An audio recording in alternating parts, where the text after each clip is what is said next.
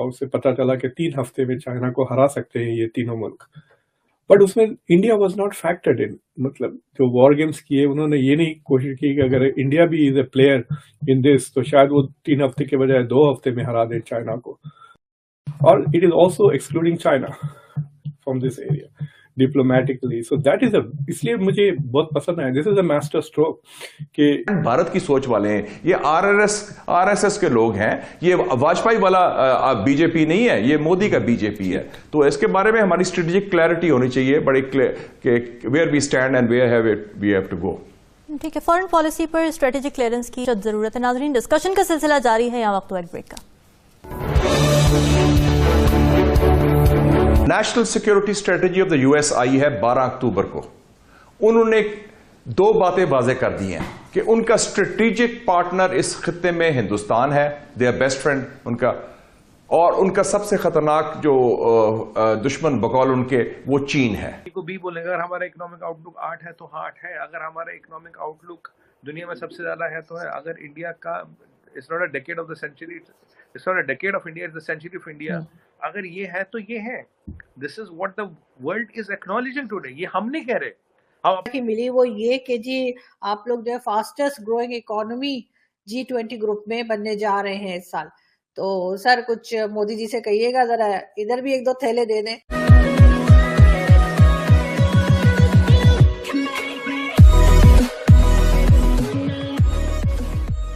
नमस्कार दोस्तों, अब यहाँ पर बात हो रही है कि भाई ये जो है ना वाजपेयी वाला भारत नहीं है, या फिर कहे कि वाजपेयी वाली आरएसएस या फिर भारत नहीं है, ये मोदी वाला भारत है। और इस हम सबको पता है कि छोटी मोटी घटनाओं पर पहले जवाब नहीं दिया जाता था, लेकिन जब ये पठानकोट हुआ, उरी हुआ, तो हमने कैसे यहाँ पर बड़े बड़े जवाब दिए हैं।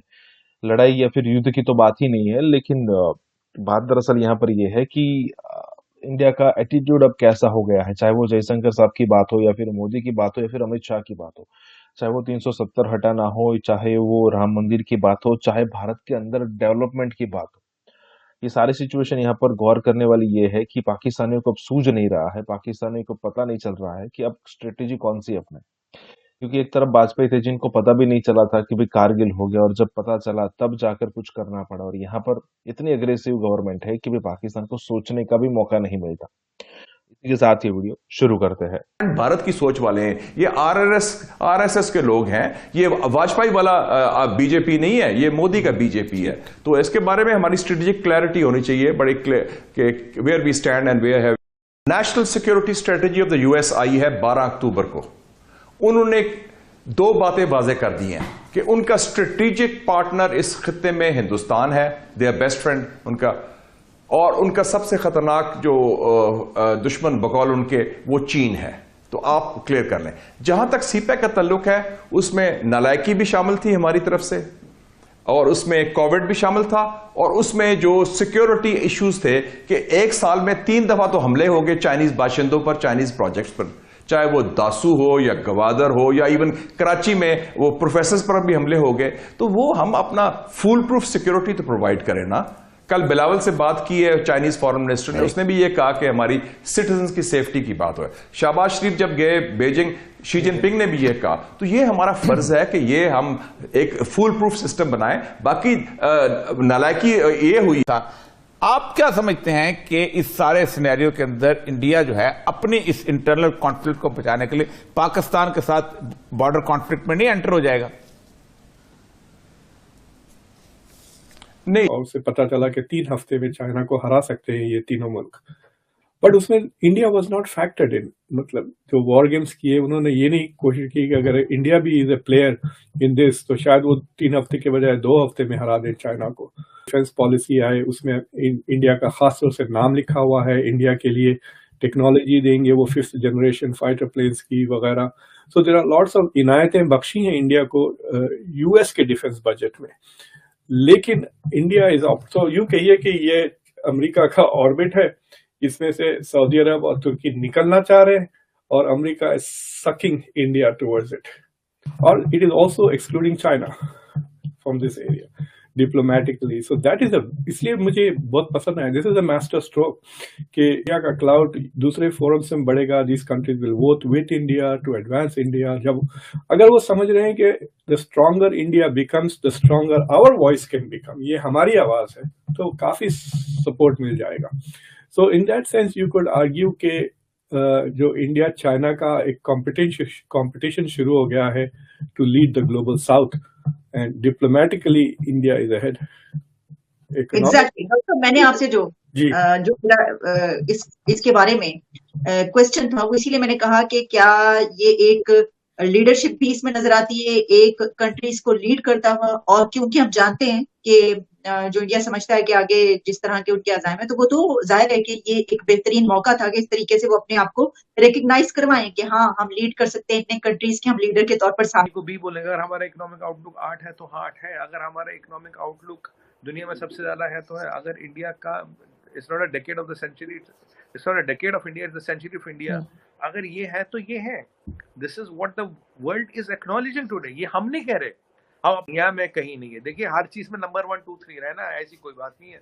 पूरा इरादा है नंबर 1, नंबर 2, नंबर 3। मैं हमेशा कहता था, मैं 5 साल से कह रहा हूँ, India has to learn to punch to his weight, and we are exactly now punching to our weight. This is what makes me very happy. मिली वो ये कि जी आप लोग जो है fastest growing economy G20 group में बनने जा रहे हैं इस साल। तो सर कुछ मोदी जी से कहिएगा, जरा इधर भी 1-2 थैले दे दें। तो आप समझते हैं सर, कि आप समझते हैं कि अगर ताल्लुकात ठीक हो जाएं पाकिस्तान के, तो पाकिस्तान के मसाइल का बड़ा हल तो इसी तरीके से निकल आएगा? सी, तो प्रॉब्लम ये है, दो तीन इसमें इश्यूज हैं। तो ये है कि एक छोटा सा इंटरव्यू दिए थे जयशंकर साहब after India became the president, कि आप G20 को किस डायरेक्शन में लेके जाना चाह रहे हैं। तो उन्होंने कहे थे कि I want G20 to be G20, I don't want it to become something else. G20 की जरूरत थी, इसलिए हमने G20 क्रिएट किया। देखिए, G20 के पास ह्यूज प्रॉब्लम है फूड इंसेक्योरिटी, जो फ्लड से इफेक्ट है। उसकी बात करने के बजाय आप आके तकरीर कश्मीर पे करना शुरू कर देंगे, तो एक तो वक्त जाया, मूड खराब, क्या फायदा? ना आपका फायदा हो रहा, ना मेरा फायदा हो रहा, राइट? उठा के बाहर तो आई मीन म्यूट तो कर दे सकते हैं तो जूम कॉन्फ्रेंस है, but it will be bad taste, mood खराब सबका, it will become irritable, right? So I think that is one of the reasons why perhaps they have not invited Pakistan, कि वैसे भी Pakistan is not interested in anything। Kashmir की बात करने आओ, SCO में करेंगे, वहाँ पे Shanghai cooperation organisation is about इन चीजों के लिए बनाया गया। वहाँ पे आप बात कर लें, सिर्फ 8-9 कंट्रीज उसके मेंबर्स हैं फिलहाल, और वहाँ पे चाइना भी होगा, तो that is fine. So I have a feeling कि Pakistan has shot itself in its foot by not focusing on its own problems। ये जो कश्मीर का बुखार है, अगर आप हर फोरम में जाएंगे ना, जो मैं आपके एक मुल्क के पर्सन से बात कर रहा था, मुझे कह रहे हैं भाई हमारे पास एक ही तकरीर लिखी हुई है, अब क्या कर सकते कोई दूसरा स्पीच राइटर ही नहीं है, वही स्पीच हर प्राइम मिनिस्टर जाके पढ़ता है। So that is one of the fears कि they are not going to come with in good faith। अगर वो in good faith आए हमारे, this would be such a great conference for Pakistan to get help for the flood victims, you know। Exactly। तो doctor साहब, ये आपने बात सही की, स्पीच राइटर एक ही है, और अगर उसके अलावा कोई और स्पीच राइटर होगा तो काम नहीं चलेगा, क्योंकि किसी और की स्पीच नहीं चल